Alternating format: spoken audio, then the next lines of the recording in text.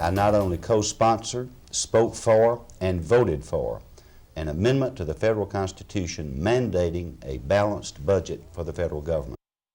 That was former Arkansas Governor and Senator David Pryor. Pryor died earlier today at the age of 89. The former governor was one of the state's most beloved political figures and remained active in the public service field long after he left office. Craig O'Neill takes a look back at the life of the former governor.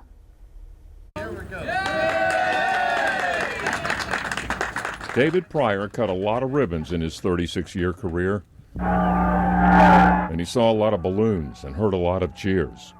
He would only lose one campaign when he first tried for the Senate in 1972 against incumbent John McClellan. From state legislature to the U.S. House to being governor, then eventually senator. His success came from being able to connect with people on any level.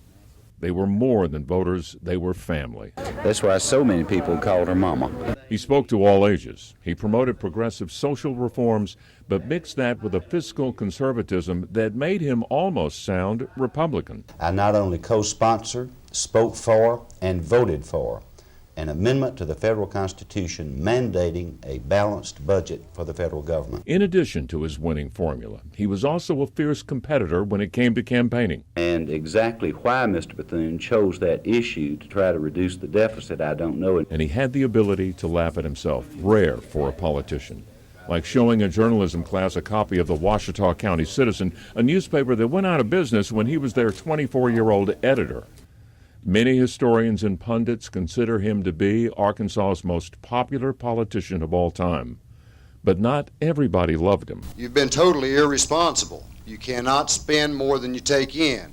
You're too concerned about votes to put back in office. Pryor would retire from the Senate in 1996. He would help get his son Mark elected to 2 U.S. Senate terms. He would become the first dean of the University of Arkansas Clinton School of Public Service. He would be a guest lecturer nationwide and publish his autobiography, A Pryor Commitment, in 2008. And despite his death, that's a book that continues to be written in the hearts of Arkansans everywhere.